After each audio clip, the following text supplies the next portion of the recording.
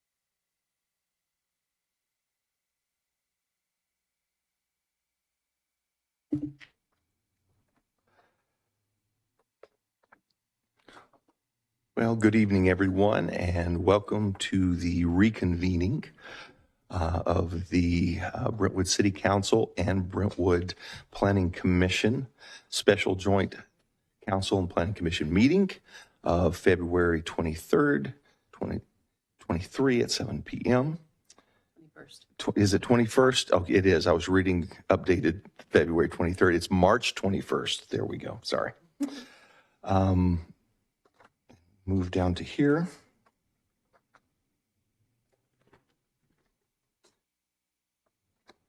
Okay, this time if you could join with me in the Pledge of Allegiance.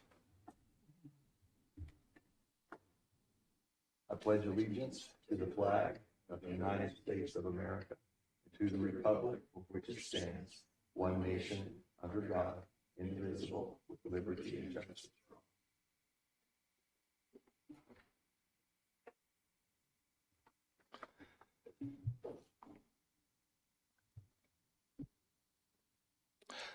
Okay, at this time, I will turn it to staff. Mr. Mayor? Yes. If I may ask for a roll call for Oh, both thank you. the Yes. commission and for the council. Thank you. Roll call, please. Commissioner Brand? Here. Commissioner Floor? Here. Commissioner Ziegler? Here. Commissioner Sparling? Here. Chair Roberts? Here. And Councilmember Orlemans? Here. Vice Mayor Meyer? Here. Mayor Bryant? Here. And let the record show that Councilmember Pearson and Councilmember Mendoza are currently absent. Okay, at this time, we will turn it to staff. And Good evening, Mayor Bryant. there he is. Members. Yeah. Sorry. Where did he go? I've moved around a little bit tonight. I'm hiding to your left. Good evening to you, council members and planning commissioners. This is a joint workshop. It's being hosted by Institute for Local Government in coordination with staff.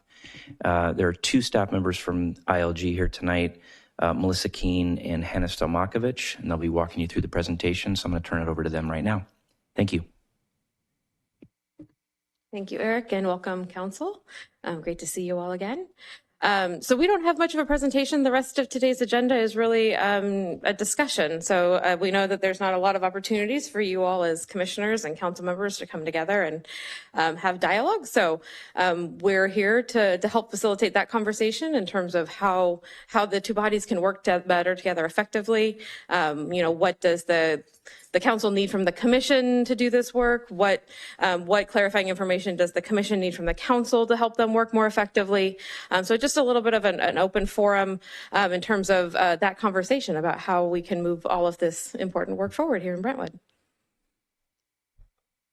So I have some questions I can queue up if you can do the screen sharing again.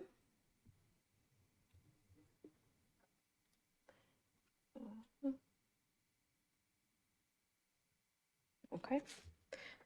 So these are the questions kind of before you in terms of what I just outlined.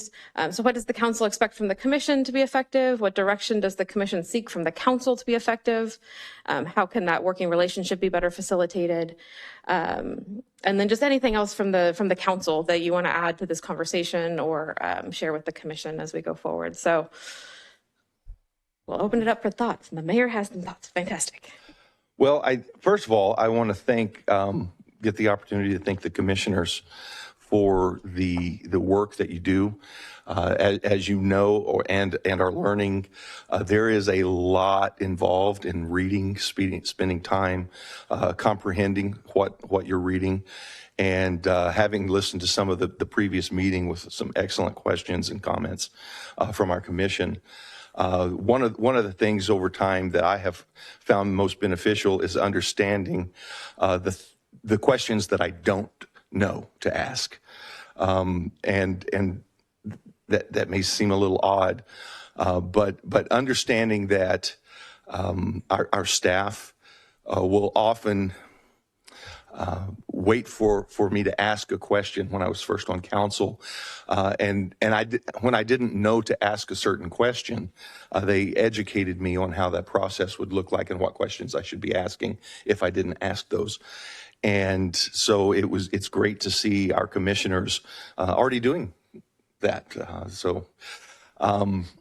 But but as far as what I would like to see from the commission is more of what I'm already seeing: dedication, seriousness, professionalism, care for the community, and not just care for the community for the term of the time they're sitting in that seat, but care for the community for decades down the road, because the decisions that our commissioners make very much are what the identity of our community is going to look like and feel like and be. And one of the reasons that I'm so happy with the makeup of our commission is that they're all very impassioned and involved members of our community that have just, the vernacular, have a lot of skin in the game. This is their home. This is their community. It's not just about a title or position. And so in general, that's what I want to see planning commissions made out of. I'm glad this commission is that way. And I also am thankful to see the willingness for our commissioners to continue to get as much education in the depths of how the state works as possible, and be willing to be nimble when we have to make some decisions to try to keep Brentwood as much like what we want our families to live in versus what the state's saying that it wants Brentwood to look like, and other cities like us. And so the willingness to meet, like you've already done, special meetings. All of you are professionals in different areas. That can be a heavy lift, changing a schedule, working to get there. Chair Roberts from the hospital bed and kind of sets the bar. But I mean, that is something that I haven't ever seen happen in any other city that I've had to work in and work with. I've never seen that kind of commitment from appointed and electeds in other cities. The fact that we have that here is phenomenal. And so with that level of expectation, because our community's worth it and our families are worth it, that's what I'd like to continue to see. And working together with staff to make sure that any questions that we have are clarified as soon as possible, and make sure that, how do I say this, that we're able to anticipate what probably or may happen so that we can be several steps ahead in preparation with ordinances to protect ourselves as much as we can from overreach at the state level. That's all I have for now, Vice Mayor. With that, I'd like to make an adjournment motion. Did you leave anything for anyone else to say? Sorry. Well done, Mayor. I would like to say that this particular makeup of planning commissioners is top notch. And I've watched for a while and paid attention to meetings while on council and before. And so I can say I think this group is doing a bang up job when it comes to doing the homework, doing the research, being prepared, being professional, asking the questions, pushing back when you need to, questioning things that are, is that a has to happen, or is this a nice to happen? I'm just really hugely impressed by all of that. And I would like to see you all feel empowered to ask questions and to push back. I listened to a little bit of this while I was working this evening on the way over here, and the conversation about public comment. I agree that public comment absolutely can feed decision making, but I also think your meetings can feed decision making for me. I have frequently watched planning commission meetings and thought, I hadn't thought about asking that question, or I wasn't thinking about it from that perspective or that angle. So your meetings have been very, very helpful for me in learning more about a topic that we're going to address, and helping me to see a different side of things. And then when you engage with the public and the way the public engages with you, that's all it's fantastic. It really helps me do a better job. So I absolutely want to encourage you to do what you're doing when it comes to your preparation and your homework. And I can tell that you're all reading the agendas. And I know they're a heavy load. We've all talked about that before.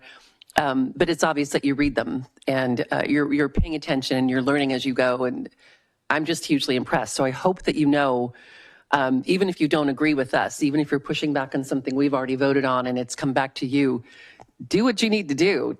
Protect the city, protect the quality of life of our residents, and stand up when you need to. And if it means you're directly opposing something, I think that's your right. Do that. It's just like a public comment. Public comments come in. We need to be able to just sit here and take them with grace and sometimes feel a little bit offended by it, but we just sit here and take it. It's what our role is. So please, please be encouraged to question, push back, stand up for what you believe in when it comes to what is best for our residents. Thank you. If she was ready to adjourn, I'm obviously well beyond that. Being very new to city government, being very new to this whole end of the business, I've gone back and watched many of the Planning Commission meetings to kind of understand, to begin to try to understand how the planning works. So I appreciate the questions you're asking. There are questions I then don't have to ask when it comes before us, or it prompts many more questions for me. So I agree, 100%. I appreciate the questions you ask. I appreciate the fact that you're willing to sit there and spend all that time reading all of the agendas, preparing for the meetings. We truly appreciate what you do. Thank you all very much.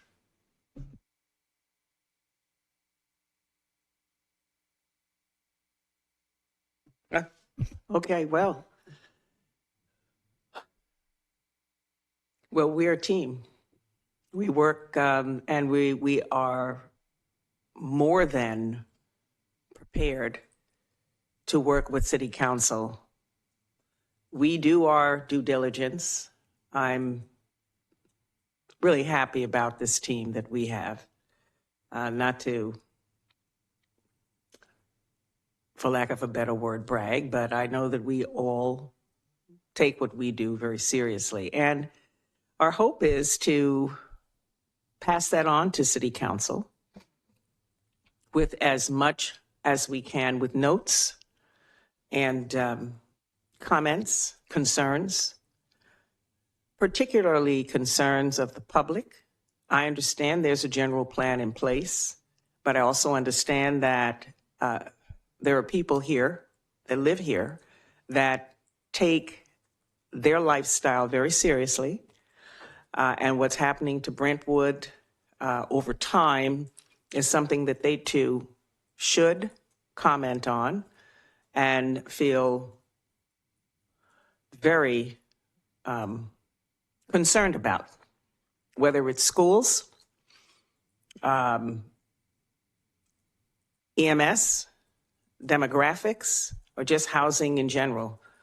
It starts with us, and we look at these things very seriously. I'm grateful, to say the least, that we do pull things apart. I appreciate the experts that come before us. I appreciate the documentation that comes before us, but we still pull things apart. And I believe that it's expected of us to pull things apart, ask the questions, and wonder if there are absolutes in that narrative. And if they are, so be it. And if there's wiggle room, well, we want to know more about that before we make decisions here. So that being said, thank you. I can speak for myself and take very serious what it is that we do up here and pass it along to City Council, with the hope that Council will take what we do, and I think I just heard, what we do very seriously. So thank you. Yeah, thanks for the opportunity for the discussion tonight. I think that, I view planning, and I've had discussions with others about my view with planning, and I very much view planning as there's a box, right? And in that box, things can go in that box. But things that end up in that box have to make sense for the citizens of Brentwood, not only today, but tomorrow. And I think about the Brentwood when I moved here almost 20 years ago now. And that's where my lens comes from in terms of when I'm looking at projects. So certainly there's lots of challenges, and there's some things that we can do now, and there's some things that we may not be able to do, but that'll be where the spirit of where I come at. I will continue to challenge the applicants to make the projects better. I don't have a problem asking and negotiating with the applicant at the time. I've done that in the past. So I'll continue to do that to the extent that you get a better project should it be approved by the Planning Commission. And so I'm a big believer in making sure that the project, when it leaves us, is as the best project it can be. And then certainly I understand that we have limitations in what we can ask for and do versus maybe what you can ask for and do. But again, I want to set that up so that you can only continue to make the projects better. I think that this Planning Commission is going to work well together. I think the last 2 years we worked well together. I think we played off each other very well in terms of the questions and the approaches and the different ways of thinking. And I've always appreciated the conversations I've had with the fellow commissioners in the meetings. And certainly, as I mentioned earlier in our part individual meeting, that public comment's important. And I want to continue to encourage public comment as future projects come forward. I will listen to that, and I'll take those comments and try to continue to make the projects that come before us better as they leave us and go to you, should they be approved. Or even if the vote doesn't go my way, that I still try to make the project better than it comes to us, because I think staff does a great job. But from my lens, I'm going to be continuing to look at what Brentwood should be, not what it could be based on what an application says.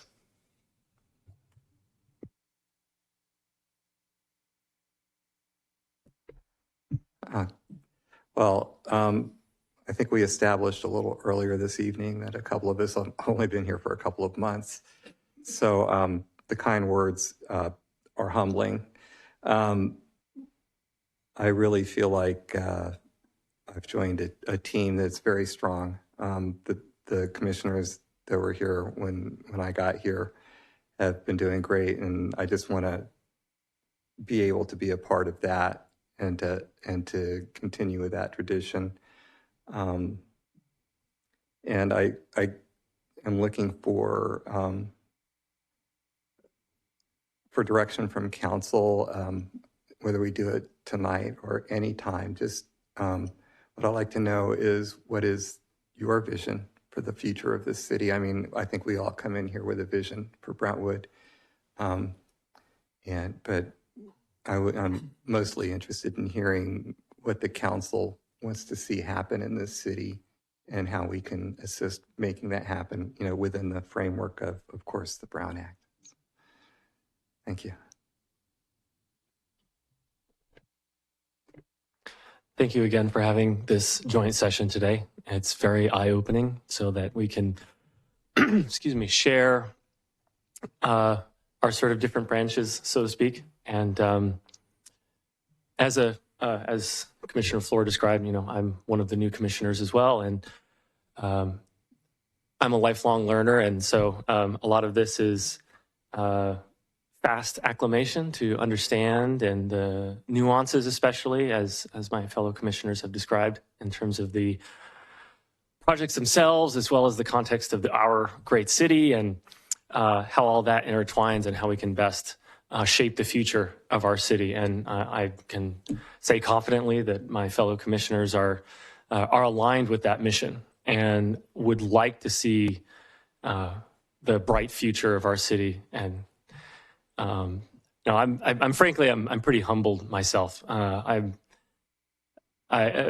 speak personally in the sense that I moved to this city because it was the first city that I felt like I wanted to live in. And it's been a pleasure to be able to do that. And my own humility is also expressed in terms of my service on this commission. And so I just want to reiterate that we're here to serve the best interests of, the law as well as our citizens here. And so it's a pleasure. Thank you. Nothing like going last. One thing is, Commissioner Roberts will realize that when you go last, sometimes it's good and bad because a lot of people say everything you want to say already, and then you sit there and say, "What do I say now?" Because there's nothing left.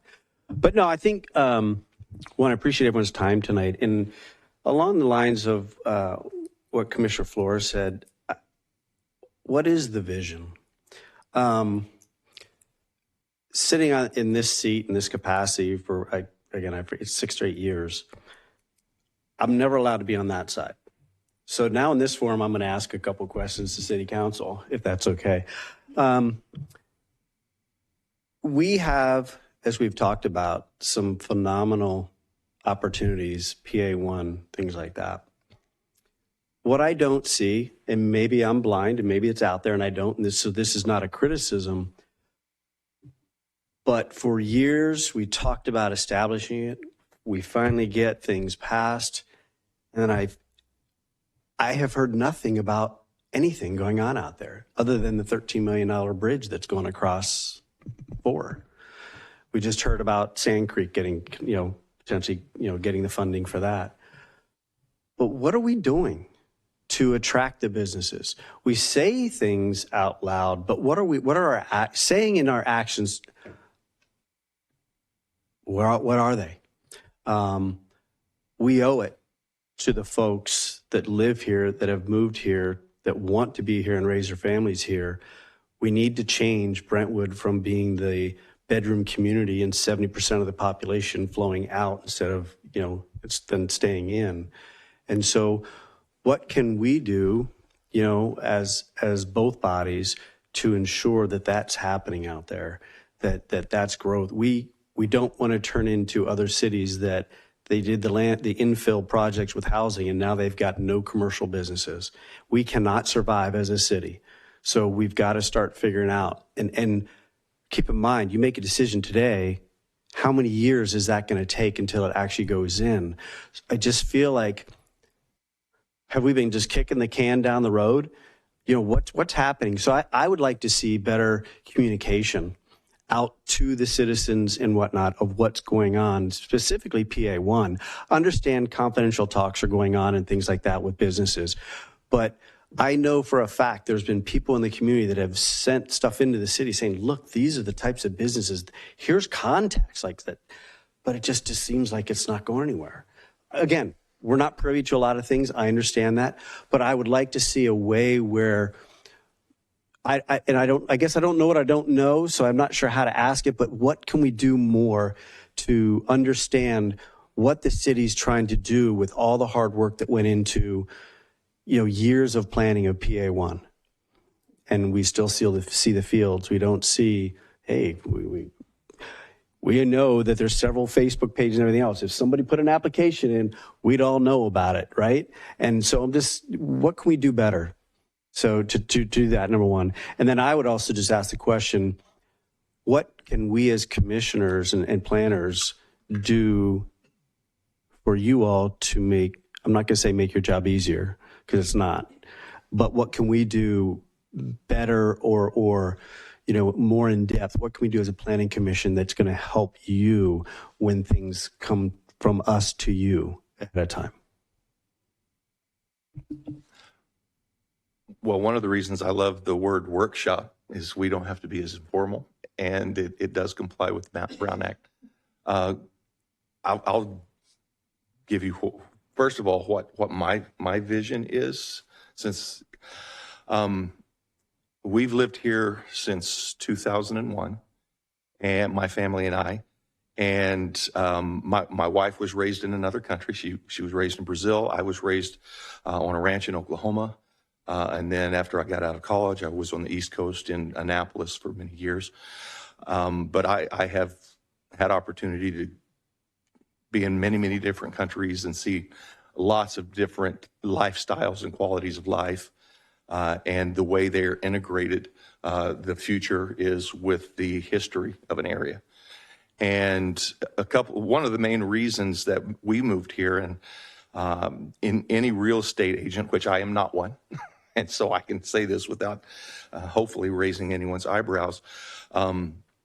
the three main things that I've talked to people about when they move and look for an opportunity to move into an area is the quality of life there. Is it safe there? And how are the schools? And those are generally three top areas that people are drawn to Brentwood, because those three areas we excel in. And, you know, when we moved here, I think there were 28,000 people in Brentwood in 2001, somewhere in that ballpark. And this may sound corny, but I'm just going to, you know, be honest. I moved here because I wanted a place that my great grandkids could be happy to live in and feel like this is home. Having been raised in a very tiny community, I know what it feels like to be raised in a small place and say, just as soon as I get out of high school, I'm never coming back. I'm going to go, and then end up coming back there. And we have a lot of our families in our community, people that come back here. And the reason they do is because once you experience what bigger places and smaller places and other places have to offer, you realize how precious what we have in this community is. I personally believe a lot of it has to do with the deep roots of so many of our families that have been here for so long, that our families have taken ownership of our community. Brentwood's just not a town, it's my town. It's not just a place to live. This is where I plan on being buried, hopefully long time in the future. And my kids went off to school. They came back. They live here in town. Hopefully, you know, when they have children, they'll want to be here. And I believe that it is my duty, a very solemn duty, to make sure that Brentwood is the kind of place that is separate unto itself, that it is a place that stays safe. I want my kids and my family and your kids and your families to be able to walk down the sidewalks at any time, day or night, safely, not just feeling safe, actually being safe. We have things no other community has that I'm aware of. The parks that we have, our neighbors actually know each other. Our neighborhoods know each other. Our communities are real. It's a very close-knit, bigger community. And the families that I get the privilege to talk to that move into this area, they all say that. They say other things, but this feels like such a small town. It's nice to go into a store and recognize the people you're standing in line with. Ask about their kids. Our kids, you know, play sports together. Our seniors play sports together.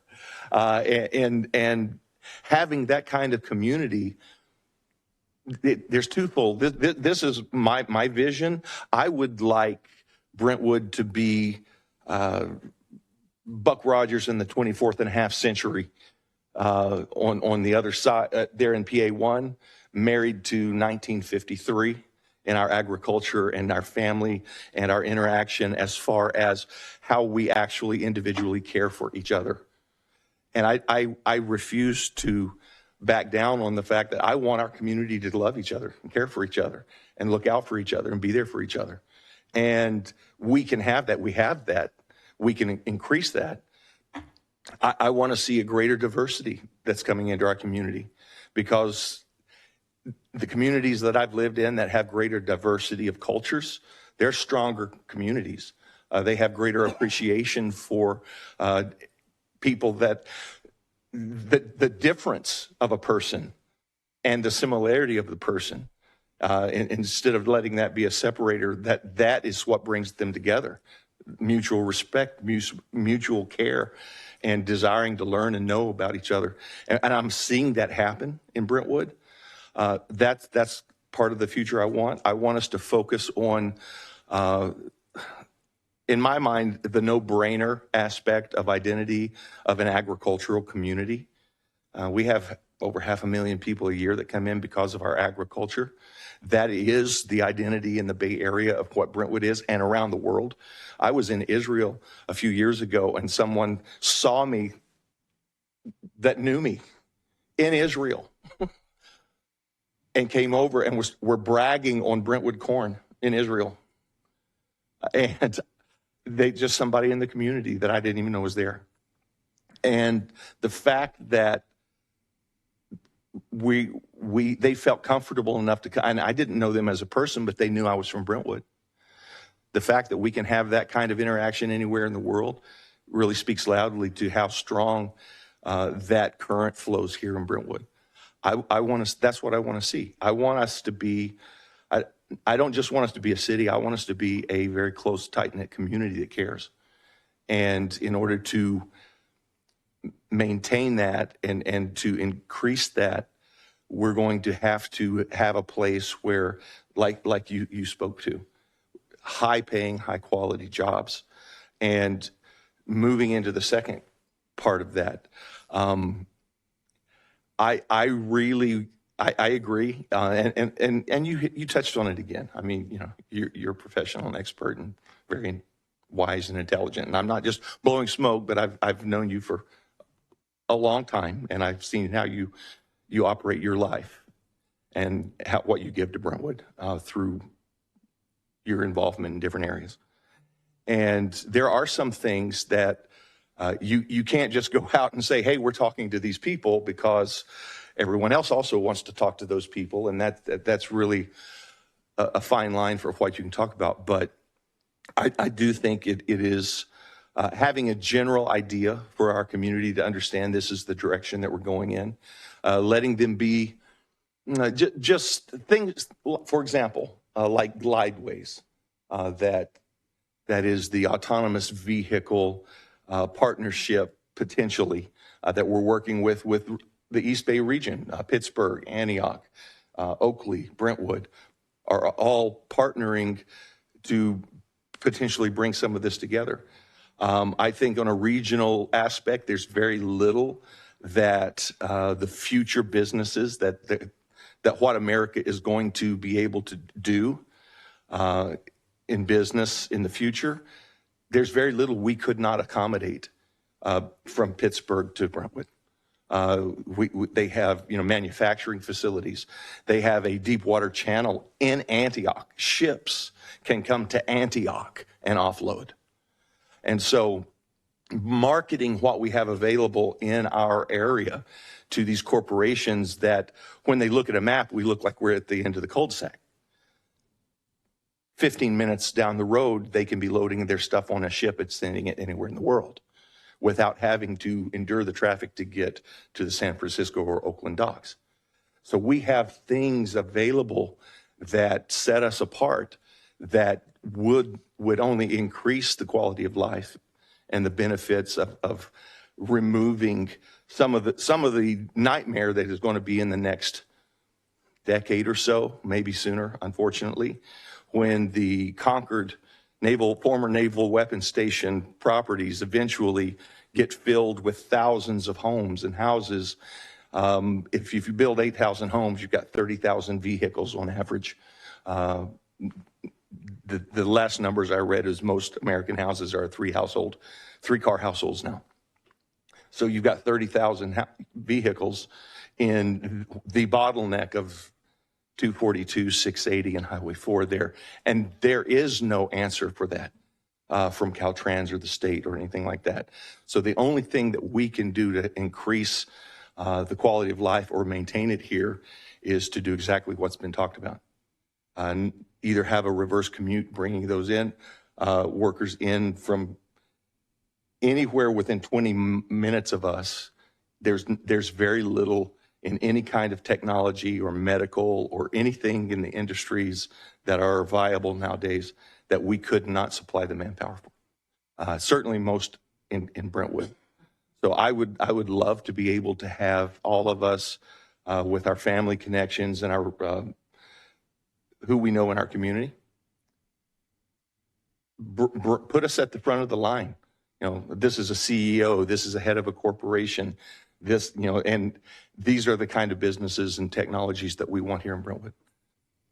So, and thank you. So on that, this is a time where the public can help the city. So if someone does have ideas, or not ideas, but contacts, let's say, who should they send that to? Where should that email be directed to? Or who within the city, just for the public's own understanding, that they can forward that information to? Because when you have we have a very intelligent population, and like I said, that's commuting out. They have contacts. They know people that know people, and I don't know that we've tapped into that. So as much as we all, and over the years, we've got a lot more transparent. And so what can we do to embrace the public to say, here's names or here's businesses that we have contacts to? Who should they reach out to within the city? I mean, us, but I'm saying someone, is there a specific person that, I want this for not me personally, but for the public to understand who they should be reaching out to. Will the city manager tell them exactly who to do it? Great question. Thank you. And I'm hiding back here in the back. So we have a very robust economic development division under the leadership of Darren Gale, our assistant city manager, and has two employees who work directly for him who are pounding the pavement every day, looking for prospects. One of the biggest challenges with PA1 is the city doesn't own a single acre of those 400 acres out there. They're all privately owned. And none of them that are of the prime locations for prospects have utilities connected yet. So that is the biggest challenge. We've got plenty of prospects that we're talking to regularly.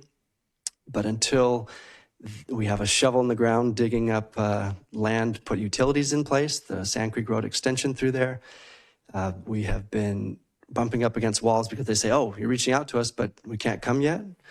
We say, well, hold on, keep interest in Brentwood. We go to retail trade shows. We are contacting developers of commercial and residential often, and have a long list of folks that we're currently working with. And in fact, almost landed a Fortune 100 company just a few months ago, and they decided to go up to Visalia or Vacaville. I always get the two mixed up. I think it's Vacaville.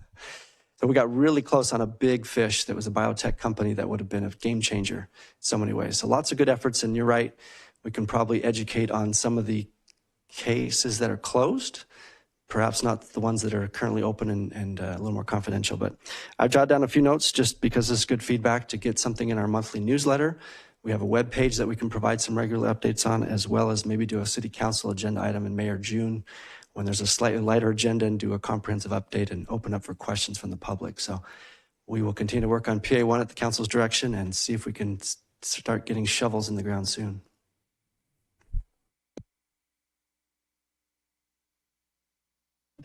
I don't know that we all need to talk on every item. But you've said some really great things. I actually really appreciated hearing what you were talking about. I would say when it comes to vision, my vision when I was considering moving here was one thing. When I actually ended up here was another. Thinking about running, getting on council, and then a couple of years later as the housing bills have exploded the way they have. And it is, I have to say, it is challenging sometimes to try and keep that original vision in your head when you know you're butting up against a wall with the state. Initially, I loved the fact that so many of our teachers live in town. And we moved from Pleasanton, where teachers, none of them lived in town. It was way too expensive for them to do that. And I feel like when teachers are in town where their students are going to school, they have that much more connection and that much more of a drive, I think, to help kids succeed and to see them moving along in the city and doing some really great things. So that's a hard thing, that we've lost some of that. I think being a bedroom community is one thing. I love that while I don't work in the city, when I get home, I walk into my front door and I take a big, deep breath and sigh, and I love my city. And I continue to love my city despite the changes. I think we have grown too fast, frankly. I think we've grown faster than our infrastructure has been able to keep up with, and our schools have been able to keep up with. That said, you can't say no to growth entirely, and I wouldn't, because, we're regulated a certain way. We all know that. But I think it's still important for us to put our foot down and push back where we can, Planning Commission and City Council, and recognize that our residents are expecting us to do that on their behalf. And so it's our duty to do that. And there are times when we can't push back, when we have to submit our housing element by a certain day, and we have to follow all these regulations around it and mandates. But I would like to see us talking about that more. And when we are up against a wall, explaining to the public why that is the case, not just voting a certain way because we feel like we have to or know that we have to, but really helping the public to understand what kind of a wall we're facing. I think something else that's really important to note, and you talked a little bit about transparency and communication, and I think certainly council has been focused on that, on trying to update whenever we can, trying to share with the public whenever we can. I think the development page is really good on the website where people can check residential and commercial development. You mentioned some of the Facebook pages, and we know a lot of residents are following those pages, and they will post as soon as they see something on there that they want to question. And there was a post on one recently, and I've been getting a lot of emails and people are private messaging me on Facebook. It's fantastic. Obviously, I don't have an opinion on this stuff yet. Nothing's come to us yet, but it's important that people, however they can, bring us their feedback. If there is something we can't wiggle on or can't comment on, I'm going to say that. This is where I'm smacked up against the wall on this one, but I can tell you what I can tell you. So I think in all of our positions, the transparency and the communication is really important. And I think I used to be better at social media and trying to get in there every day and share something that was happening in the city and something that was coming up on the agenda. And my life has gotten even busier lately, and I haven't done it. But I do want to get back into doing that. I think whether it's social media or some other avenue, and I know, for example, the mayor is going to be doing a State of the City, which is fantastic. The chief of police and Darren, our assistant city manager, and I gave a presentation to the Brentwood Lions one time, and someone told us we should take it on the road. And I think it's a great thing when we can do that. I think when we can, whatever we can share with the public to help them understand, to help them to understand where they have the right and the ability to advocate, where they can write to their senators and their assembly members, where they can write to their congressmen, where they can write to us, and where they can have an impact. I think it's our duty to do that too. We all do a much, much better job when we hear input from the community. So however we can help people to understand the best way to do that, again, whether it's to us or to the legislators, I think we should be doing that. We could do workshops on stuff like that, on the different ways of engaging with council and planning and legislators for that matter, and your county supervisors, and who do you go to with what kind of concern, and how do you format that letter or that email or that phone call? There's more that we can do in that way, but I do think we've gotten better with communication and we've gotten better with transparency, but we can always be better in those areas because those are what we owe to the residents. So I'm glad you brought that up. At some point in this, and we don't have a huge amount of time left, but at some point I would like to address the Brown Act as it relates to planning and council discussions with each other. I know you had mentioned some of that in your meeting, and I think that was really good information. But I also know, for example, that I had a holiday party, another council member was there, and a planning commissioner was there. And there was a discussion that got mentioned on Nextdoor the next day because somebody said it was inappropriate.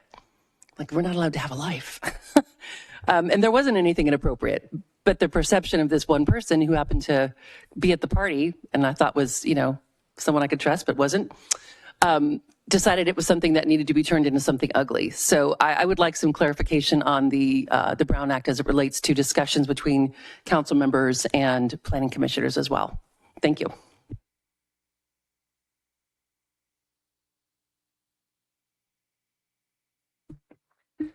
It looks May I? like Katie's no longer here, but do we have the city attorney? Can they address that question? You do have the city attorney who can address that question. With regard to communications between planning commissioners and council members, it's not precluded. You have the ability to talk with each other. Certainly in social situations, the Brown Act expressly allows you to do that. What you can't do, and what you should caution in doing, is talking about city business when you're all together. Because as you indicated, someone was there and had a perception that you were doing something that you weren't doing, but that was a perception because they saw the three of you together talking. So the Brown Act does allow you to attend social events together. It's just when you're together, be careful about what you're talking about. But technically, just as far as what the ordinances say, 2 council members are allowed to speak to each other about an issue. 2 planning commissioners are allowed to do the same thing. Presuming that one of those council members or one of those commissioners has not also talked to another commissioner or another council member. Right. Because then you have a serial meeting. Yeah. And then you have a Brown Act problem. So 2 council members, let's see, I'm trying to figure out how to ask this question. Could a council member speak to a planning commissioner about something if they haven't, I mean, what's the regulation there? Again, I don't know what the specific topic is going to be, but if the council member is talking to the planning commission and saying, you would better vote this way, then that's a problem. But your rules, and that's from your rules of procedure, is that your interactions with commissioners are very limited on what things you can do or say with them. But, could you talk about a project? Presumably you can. Again, but you don't know who that commissioner's talked to on the council. So if that commissioner's also talked to 2 other members of your body, then they could serve as that, if you remember from your Brown Act training, that hub and the hub and spokes. And so that commissioner has talked to yourself, Councilmember Orlemans, and the mayor. Well, you could have a Brown Act violation. So it's always, anytime you talk city business, you need to be careful with that, just because you don't know who else they've talked with. And you certainly, Vice Mayor Meyer, you certainly have, know that just from the training you've taken. Yeah, but part of me asking those also for clarification, exactly. Because this is a carryover from the previous meeting. And just to be clear, I would never, ever tell anybody how to vote. And please, I wasn't suggesting that, but I was trying to give some of the examples where it wouldn't be allowed. Right. But no, I was not suggesting at all that you would do something like I know. And I think the idea of us being clear with each other, if I were to speak with Chair Roberts or Commissioner Ziegler about something, I would not then in turn speak with somebody here and say, by the way, I spoke with Chairs, I'm getting the chair and the commissioner mixed up, and share what was spoken about. I mean, I think there's also an expectation for us all to be really clear about who we have spoken with. And that should be part of it too. Like we should all have that understanding of not just don't do it, but if you do talk to someone, stop in your tracks and say, I'm sorry, I've already spoken to so-and-so about this, so that you avoid that hub and spoke thing. Exactly. And I know this can be frustrating for elected and appointed officials when there's all these rules. But again, it's important to remember why these rules are in place. And they're in place really for transparency, for the public to know what is going on, when city business is being discussed, if they have an opportunity to participate in that. And so if 3 of you are talking, even if it's a hub and spoke type conversation, the public's not a part of that. And they're not benefiting from that discussion, not able to offer their input. So again, the Brown Act can be very frustrating, no doubt, but its intention is important. It is to promote transparency. And I'm sure all of us do support that. I think the confusion too comes from, I heard the social media discussion that changed somewhat recently. So when all of these little nuances are happening and changes are happening on a regular basis with legislation, I think a constant reminder is not a bad thing, to be honest. And I think just even hearing the discussion earlier tonight was really helpful to me. And I know what I know, and I've taken the training, but that reinforcement, sometimes don't forget. I mean, of course it's frustrating, but I think it also makes sense. And I'm all about the democracy of making sure that the public is a part of a meeting that they need to be a part of. I'm not ever going to push back on that. But I think sometimes that extra clarification or helping the public to understand a little bit better is not a bad thing either. And with regard to social media, I believe one of our facilitators said it earlier, the law doesn't always keep up with technology. And so it's slowly getting there, but there are still some gaps. And so with these recent changes, it does make it more difficult. Instead of having 3 of you on a thread, now you can't have 2 of you on the same thread. And it's not just actual comments, it's the thumbs up, the thumbs down, things like that.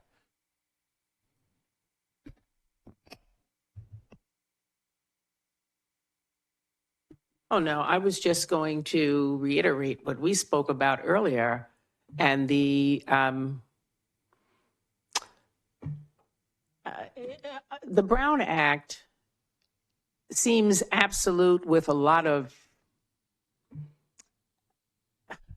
holes in it.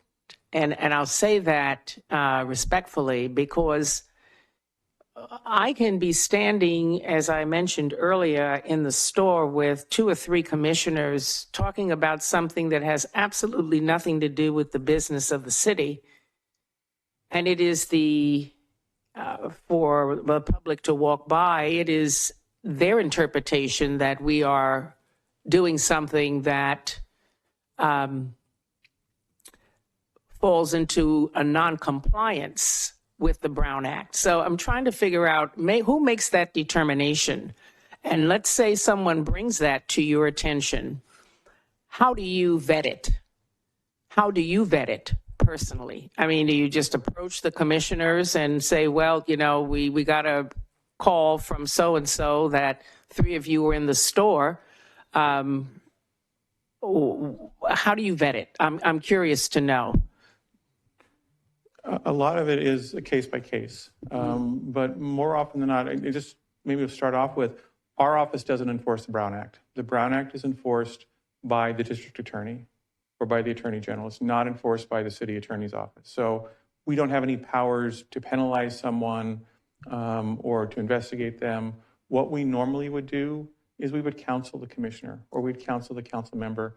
And again, looking at it as, you know, thinking the best is that you were in the grocery store and you're all in the cereal aisle, as you were saying earlier, and, you know, should I get this box of Corn Flakes or this box of Captain Crunch?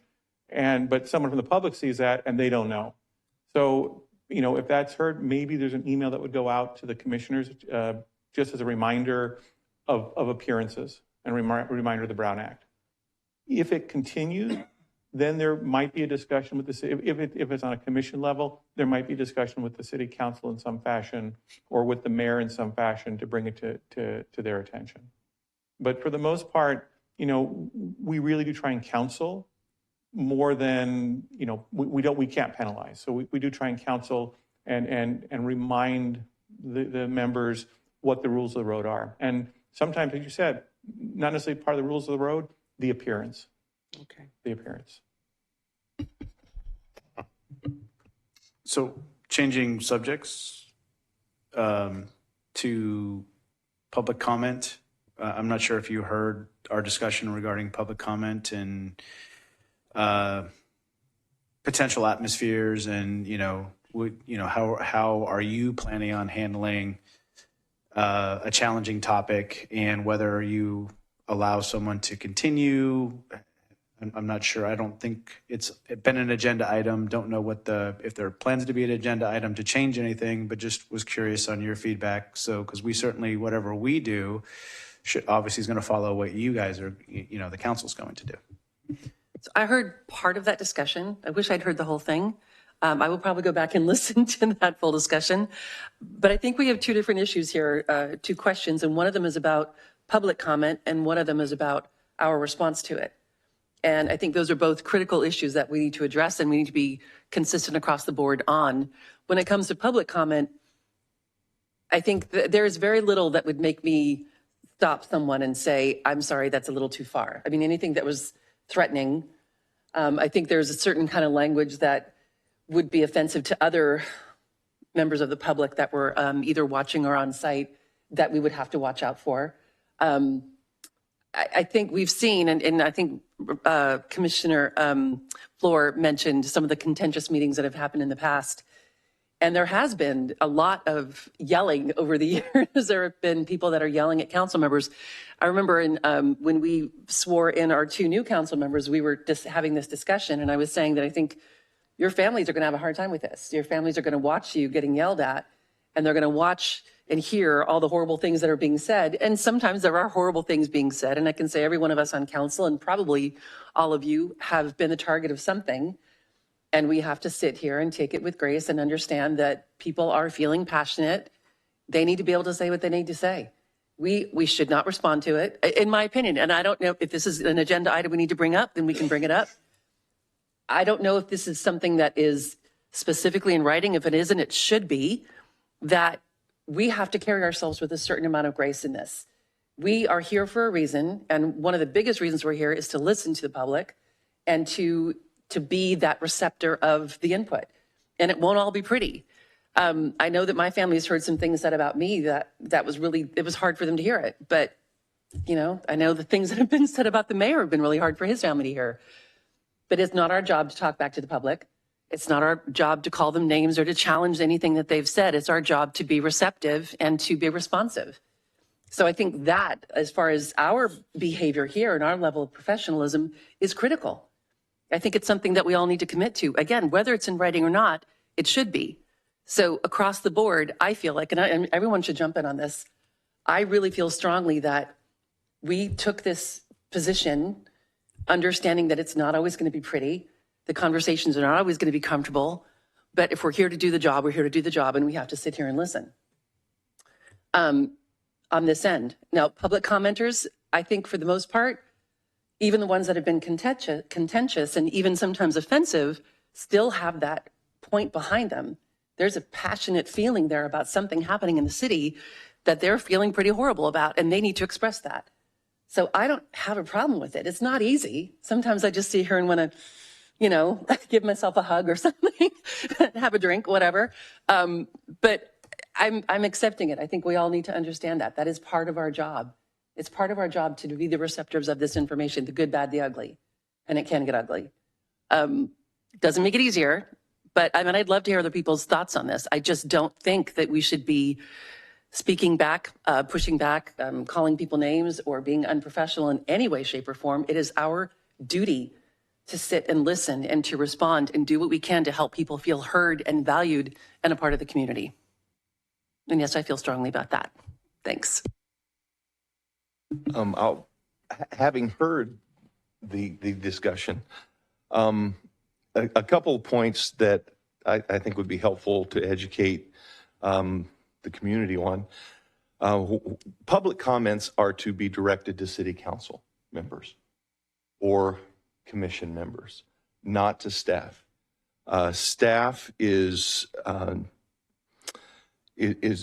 not a target for public.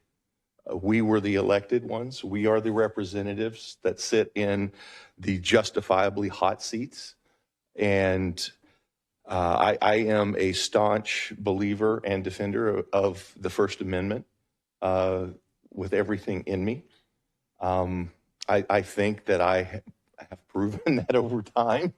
I believe that a person has every right to say whatever it is they want to say. There have only been 2 times since I've been on city council that I interrupted someone that was speaking in the meeting. One time, the individual was making a racial attack on one of our staff members.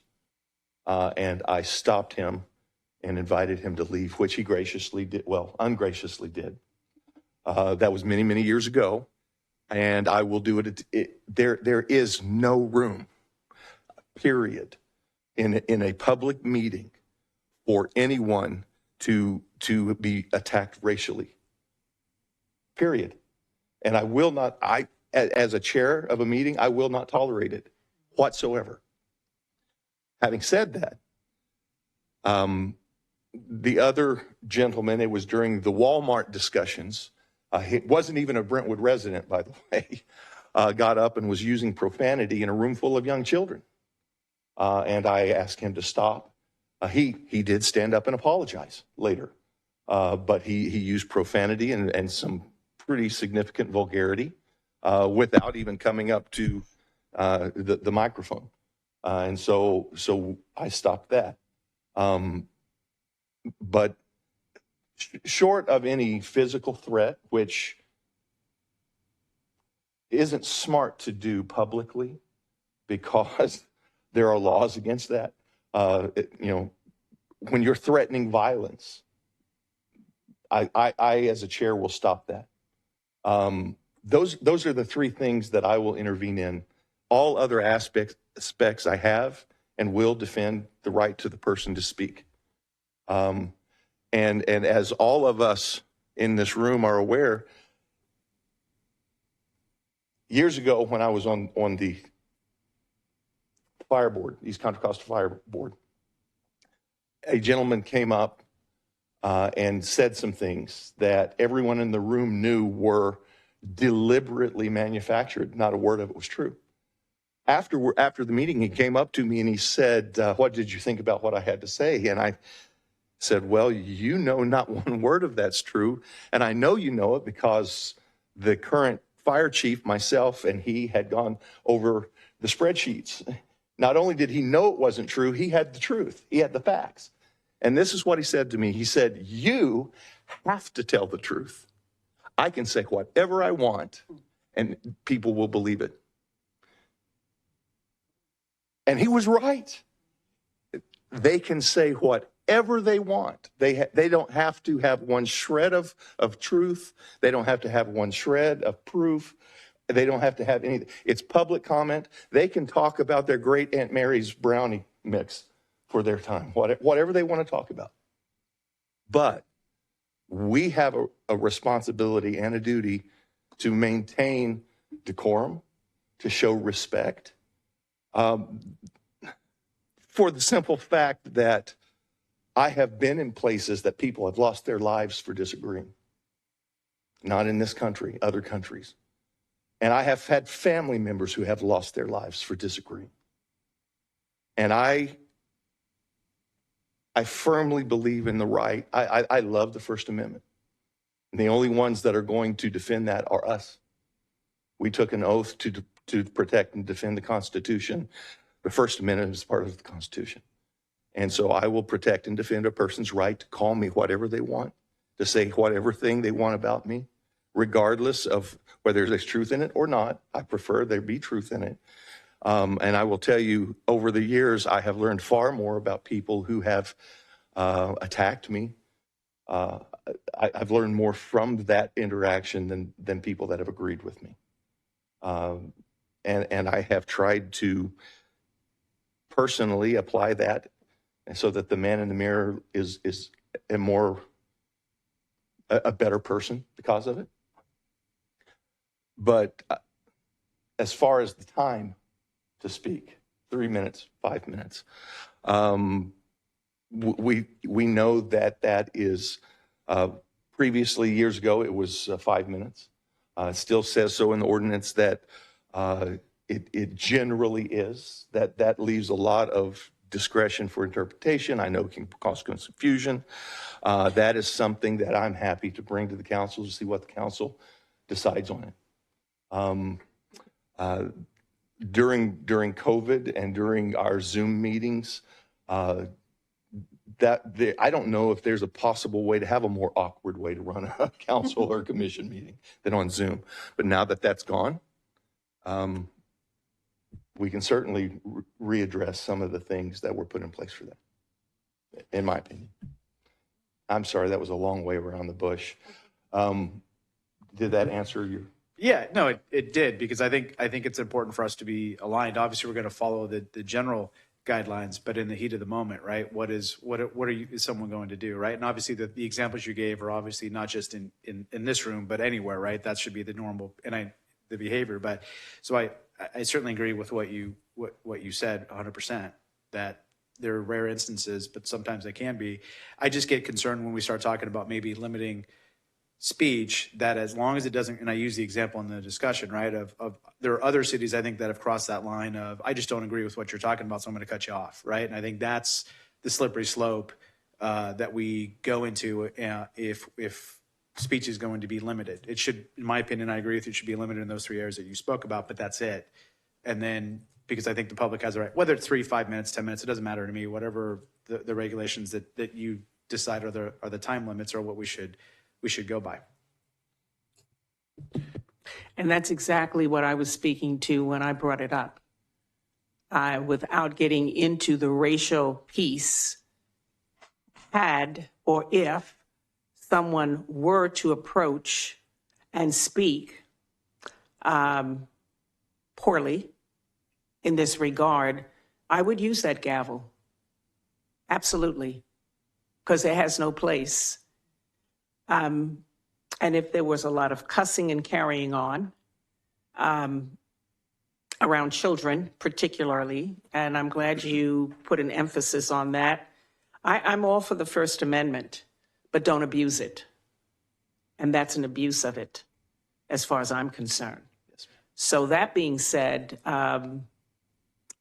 when we spoke about this, it was like a free-for-all, but there was just absolutely no real setting where I could cut someone off. But in these settings, the two that you've just mentioned, I would definitely cut them off. And wherever the chips may fall, let them fall. But I would cut them off. The other side of this is how we conduct ourselves. And so I think we conduct ourselves pretty good as commissioners, but I've watched some of your meetings. And so I'd say that it ignites when you're arguing amongst yourselves, it ignites the audience, and then it becomes a free-for-all for them. So at some point, because we're all working together for the same outcome, it's going to be really important that we get aligned on this matter and allow someone to finish their comments or their thoughts without interrupting them and or without name calling, because that is setting the example. And if we're going to set the example, we need to set it and be firm in that example we set. So that being said, I appreciate what you said. I like the clarification. I needed that clarification. And I don't know that we need to put that in writing. I don't know that the public needs to be mindful that those things would not be tolerated. If we're going to do a wait and see, hopefully it won't come up, but if it does, it shouldn't be a surprise because we're saying it now. Thank you. I do want to speak briefly to that and thank you for your indulgence and thank you for giving this opportunity that we can speak freely. It's very rare. I would love, it's my preference to have free-flowing interaction. This is my preference. I think commissions and council meetings and boards, I think they end up with a better product at the end result of the meeting with that ability. Having said that, we do have some rules in place at the city that as a chair, I would hate to have to bring it back down to very stringent rules of order that I just have to give the floor to each individual. Once they're finished, there's no back and forth. We all give our opinion. At the end, we vote. That is not my preference, but we cannot represent our community shabbily. We owe it to our families, our representatives that in our neighborhoods. We owe it to our citizenry to be a kind of representative that is professional, compassionate, and has not only respect for others, but self-respect. They deserve better than what I've seen in other places, and not just in this state.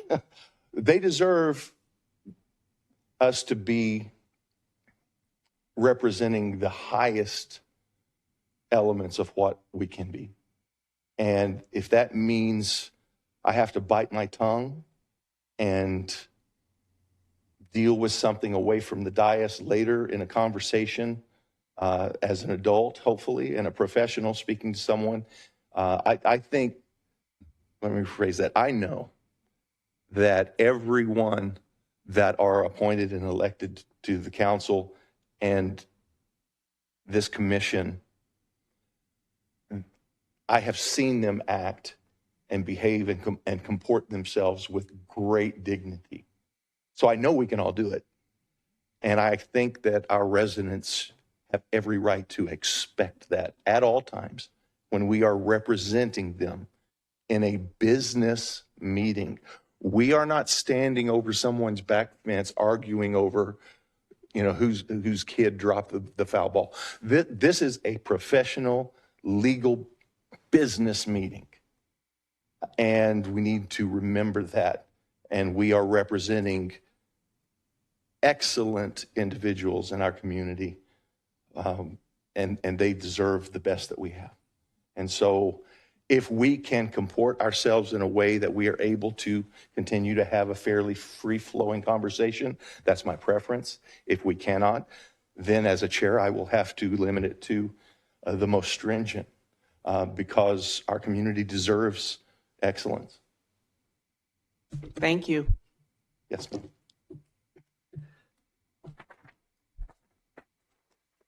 Yeah, in listening to this conversation, I agree with things that have been said here. And I think that if anyone is ever in a situation where they're listening to a public speaker and they're feeling challenged in, maintaining their composure or whatever, there's a couple things that I intend to hold on to help me with that. And just keeping in mind that most of the time that I've spent in this building, I've been over there, not up here. So I have a couple of experiences that I just want to share, and not specifically, but just a couple of things to hold on to up here that I hope will make it easier for me to be more kind when people speak from there.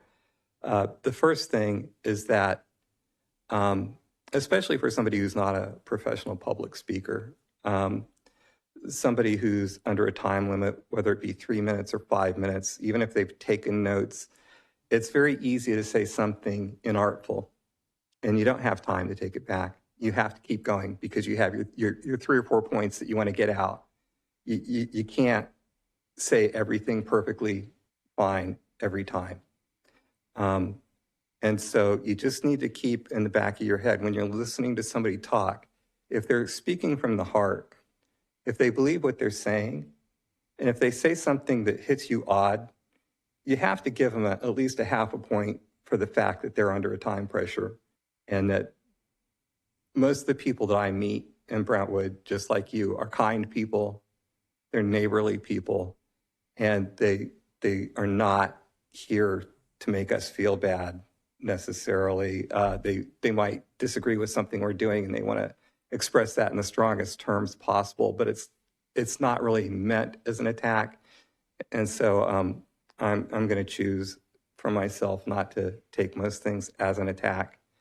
The other thing I want to bring up is that from down there, looking up here at us, that person is at a real disadvantage. We can talk as long as we want. We can say what we want. We don't have a clock on us. That person is already seated. They just have to sit and listen to whatever we say.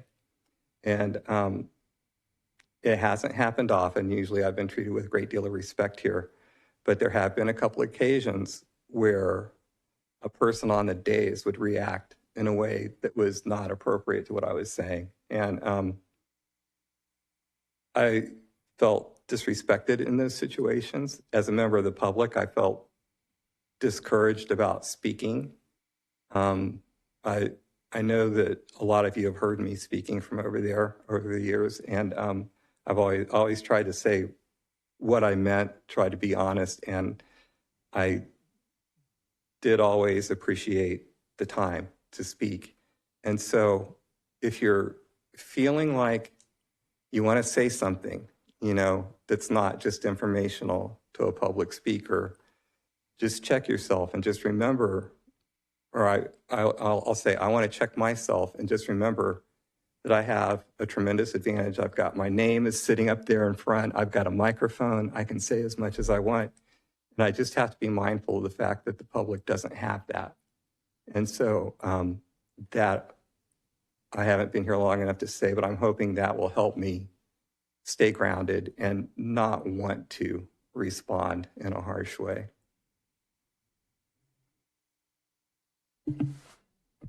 Thank you. That was very well said.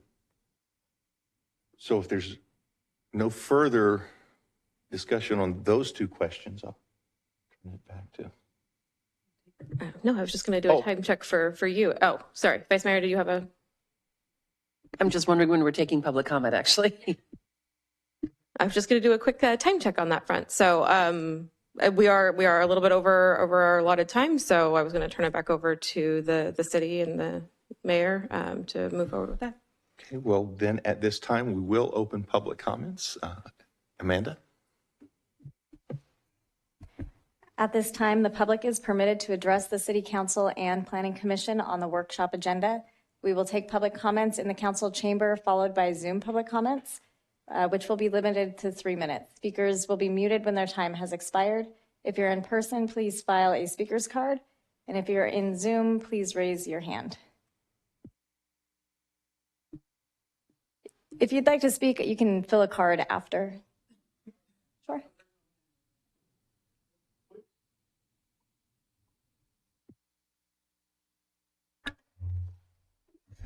Hello. My name is Stephanie Whiting. Some of you have maybe met me before. Some of you have probably heard of me before, or some of you have probably seen me before. Oh, I forgot my note. I'm very excited to see what has been going on with Brentwood. I have been living in Brentwood since 2019. Prior to that, I did rent a home in 2019. I did want to address a couple things, and I do want to have also put on the agenda, excuse me, for the next meeting. In regards to SB 9, a lot of the areas that are allotted for SB 9 are all east of Highway 4 and are all in subdivision lots, all of which on average are about 7,900 square feet. There is some misconception about SB 9 that we can add up to a total of 6 units on one lot by splitting it in half. And with the way that SB 9 has been spelled out on that, it's almost virtually impossible to add 3 units to one lot when it's been split in half. So I did want to bring that up. I'm happy that we are going to be bringing some more density type housing, because that truly will bring more diversity, because we do need to have additional housing. Many of my clients that I have helped purchase homes want to be in Brentwood, but they can't, simply because it's unaffordable. And so it's important to not just have affordable housing, but have smaller density housing, so that we do have smaller families who can't afford an $800,000 house in Brentwood can actually live in Brentwood, instead of lying about where they live, so that they can come into Brentwood school districts, because we all know that's what they're doing. I love Brentwood schools. My kids have gone through elementary and middle school in TK. So it's important for us to continue the diversification in there, including the housing. So I'm all for SB 9, but I also want to make sure that we're effectively communicating what SB 9 is, because I feel like there's a lot of information out there that's not accurate. I do believe that City Council should have not just a social media head, but not just someone who can actually run it, because when you're talking about, 30 million more millennials than there are baby boomers, yeah, technology is going to continue to take a faster pace, and it's important for you all to be on board so that you can pass the information along, because that's how we get our information. So I'd suggest maybe that might. Thank you. The speaker's timer has expired. Danny Dorman, go ahead. Good evening again. My grandson, Ace, let me tell you, if you ever want to have a smile on your face, just go to my Facebook page. You'll see him. I'm taking full advantage of you could talk whatever you want and open. And I also want to put a smile on everyone's face before I start reading. So, and I shall direct it towards you, Mr. Mayor. Mr. City Manager, you ought to be ashamed. I sent a letter to the mayor, vice mayor, and city manager regarding what I considered a potential fear for my safety. I love my city, and I didn't want any of you surprised. And part of this was a text that I attached. And in that email, I said I may go talk to the chief of police. The city manager decided to give it to all of you. And thank you for FOIA. This, I'm going to read a little bit. I'm going to actually post what I have. So if you want to see it, you can see it. But this was February 15th. Mayor and Council, I understand Danny has reached out to the police chief about this already. So I have not provided my opinion about a highly political matter between two residents. I'm sharing this with you since it was also sent to the mayor. The man created that highly political issue by sending it to the entire council. He knew this. He also knows it takes 4 of you to cancel his contract. And he knows that's not going to happen. And so I guess what I will have to do, and others, there are those who are fearful. Maybe one day I'll try and figure out how people can be that fearful of one guy. But I will be posting it. And I am just letting the council know it's not planning, it's not staff. It is the man who did not take what I sent to him, to you, and to you with the seriousness it should have been made. Oh, and I'm going to gripe about my time.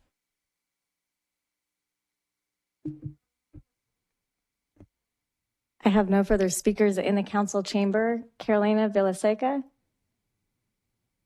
Go ahead. Hi, good evening. I was driving home after dropping off my dog at doggy daycare. I was coming down Fairview, approaching Sand Creek.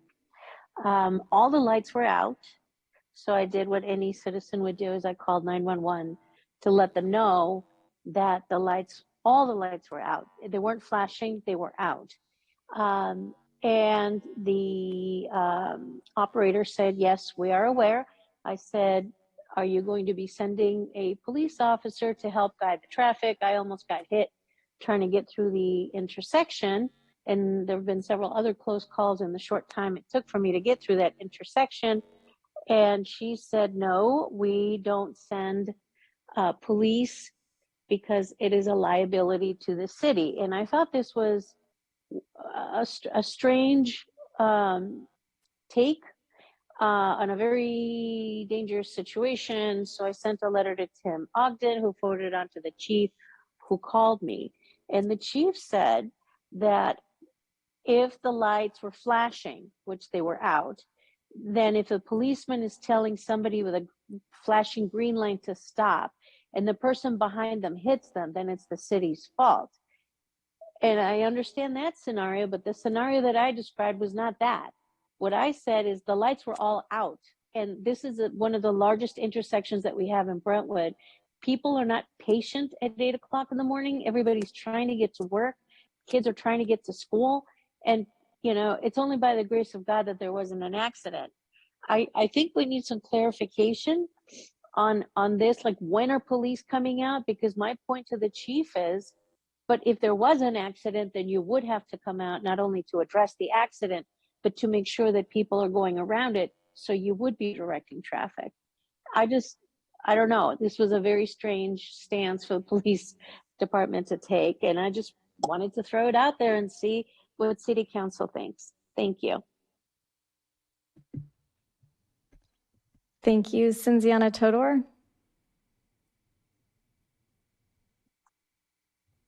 Hi, good evening. I would like to be able to see my timer on the screen. I didn't get a chance in my previous comment to do that, so I'm not sure if that can be rectified, so I know how much time I have to speak. However, I want to start by wishing happy birthday to our Planning Commission Chair Anita Roberts for today. I hope you had a wonderful day, and thank you for dedicating your time even on your birthday to our community. So happy birthday. The next item I would like to talk about is in light of all the comments that our Vice Mayor and Mayor have made around public comments. And I really appreciate the great discussion overall around this. As you know, I've been involved for a while in our city's affairs, if you'd like, or issues that have been, present in our community. And I was very disheartened to hear from one of our newer council members. I would not mention the name because she's not present, but I would like to say that, it's a very, I'm very, very disappointed that she's trying to silence us. She's trying to threaten us and make us stay quiet on any issues that we have around behaviors or any actions that herself or the council in general takes and so on. So Vice Mayor and Mayor, I would like you, and again, in light of what you mentioned today about public comments, to really prove that you walk the walk and not just talk the talk, and investigate and propose to admonish or sanction this council member for her ethics violations. And again, this is in light of what was discussed today and in light of the training that Planning Commission as well as the council followed. So thank you so much for your time, and have a good evening.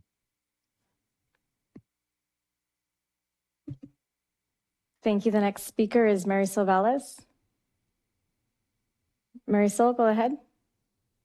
Thank you.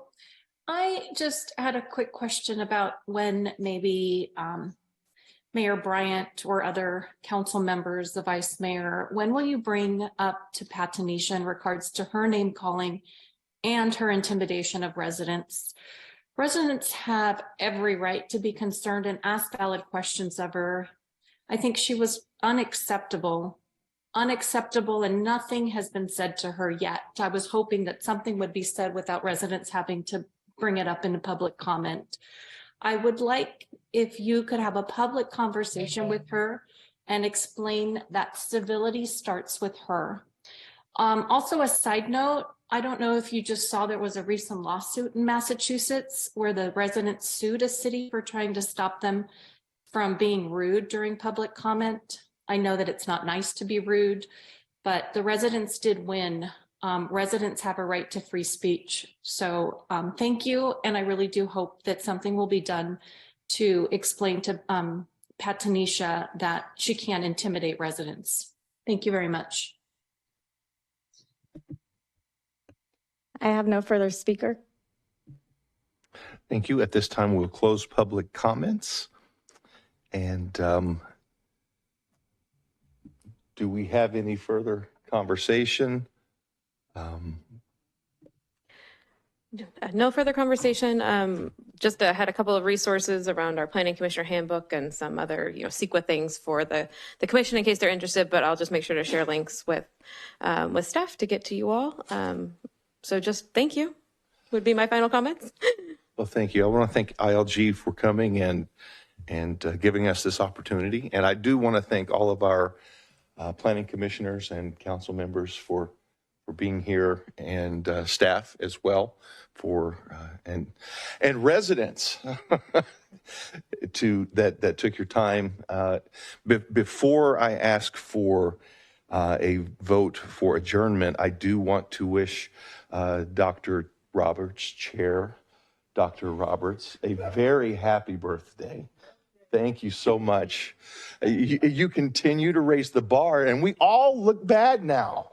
Well, if we don't show up on our birthday, but no, but thank you so much for your dedication to our community. And at this time, do I have a motion for adjournment? So moved. Have a first? Second. Second? Mr. Mayor, Yes. if I may, you have two bodies here tonight. If you could ask the Planning Commission to adjourn first and then the council, that would be appreciated. Yes. Do I have a planning commission motion for adjournment? So moved. Have a Second. first and a second. All in favor? Aye. Aye. Opposed? It is unanimous. Do I have a council member motion for So adjournment? moved. Second. We have a first and a second. All in favor? Aye. Aye. Opposed? We are adjourned. Thank you all very much. Thank you for covering it for me. I appreciate it. I really do.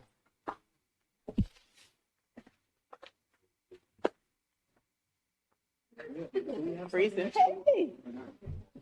You know, I'm not going to be here, neither are you, are you? I may not make